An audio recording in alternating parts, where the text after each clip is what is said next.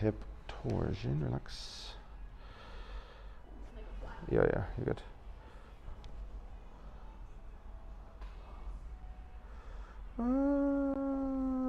Not crazy inversion.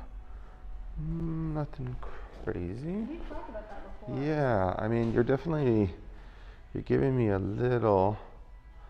Yeah, I mean, that's okay. Interesting. No pain on the hips, right? No. Okay, relax. Just tight your flexors. Here. Yeah, yep.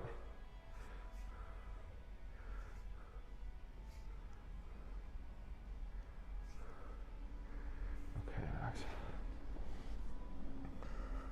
And it is the right foot. All right, so you're lacking internal.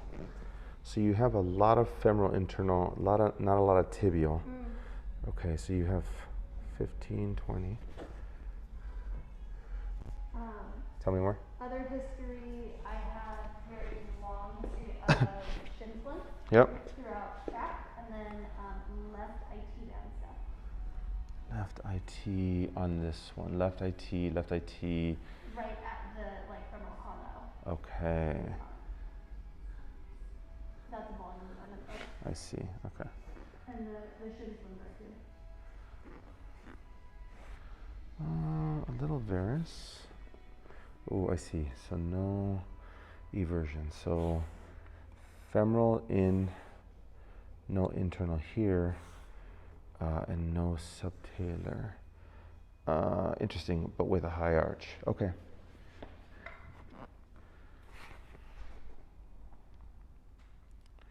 This one's closer to neutral, which is interesting. Okay. And all right. So let me, for sure, right off the top, you're limited subtalar and you're limited hind foot. You are a stiffer foot in general. Wait, shin splints too?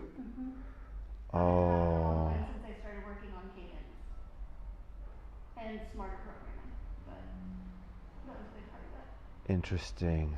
I see. So you're not an absorber at all. No. But so you don't have internal to help you out with that, and you don't have the subtalar eversion at all. You have like 0 degrees. All right, so given the time, what I'm gonna focus on, I'll do a touch bit of hip stuff. I'm gonna do some tibial rotation. I'll work on some talar, some hind foot movement. And I'll touch this a little bit, but I'm trying to offload. I'm gonna try the donut afterwards. I'm gonna try and gain some motion up top before I start attacking this, because I think that we would be probably at literally the source of it, but not the root. So I don't wanna irritate this too much. So let me work top down, and then I'll see what I can find down here. But I think if we can get you some more tibial rotation and some subtalar movement, it allows you more wiggle room. But basically, you're here right now and no eversion, so you have to go off of that lateral border. And your calluses generally tell me that. And do you have your running shoes here? Yeah, do you want to get the soles? Yeah, hold on. Anything major? How many miles are on that one?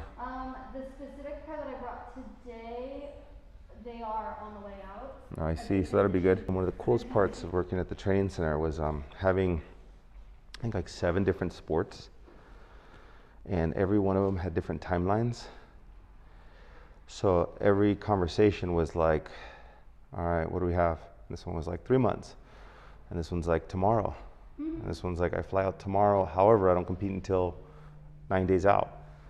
And then you had another one, BMX, like trauma, skin, wound care. And then when's the next event? Like 2 weeks. Okay, so how do we? Got 2 weeks over here, 4 weeks over there, 9 months over here, 3 months over here, 1 month over there. Holy moly! That was the most fun part about it all. The easy part was the rehab, but it was like shoot, what do I have? Like, what am I gonna do? I got 2 weeks or 1 week or whatever it is.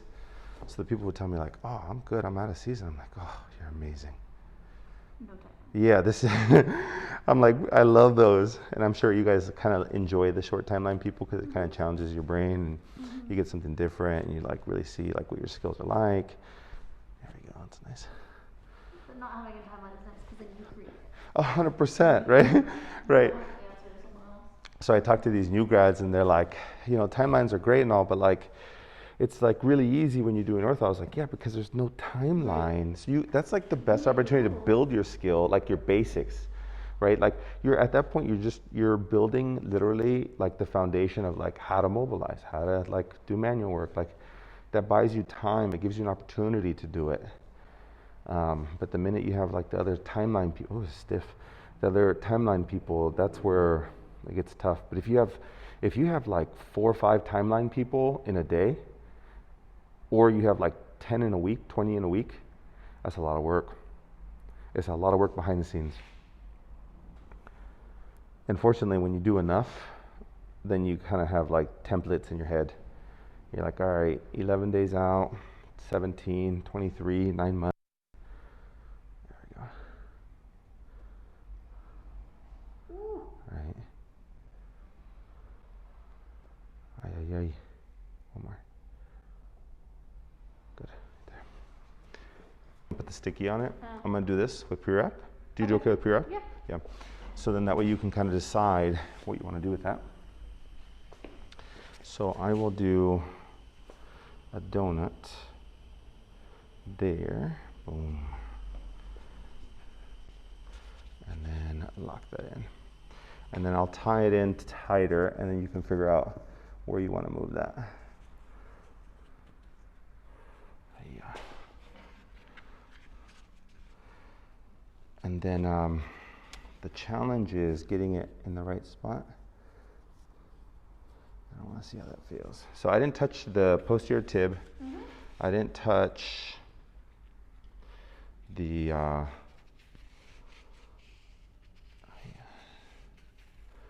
for this?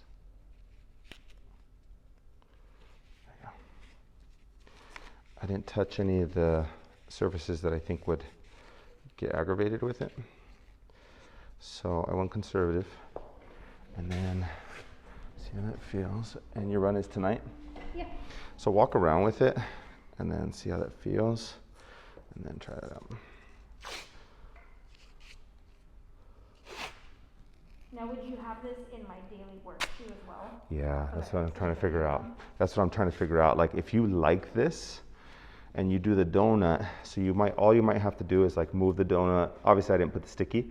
So move the donut where you kind of like that, allow it to fall inside, and that gives you an artificial extension, but you're creating padding around it. So you might have to play with it and see what you like, okay? All right, let's try that. Have you walk on that.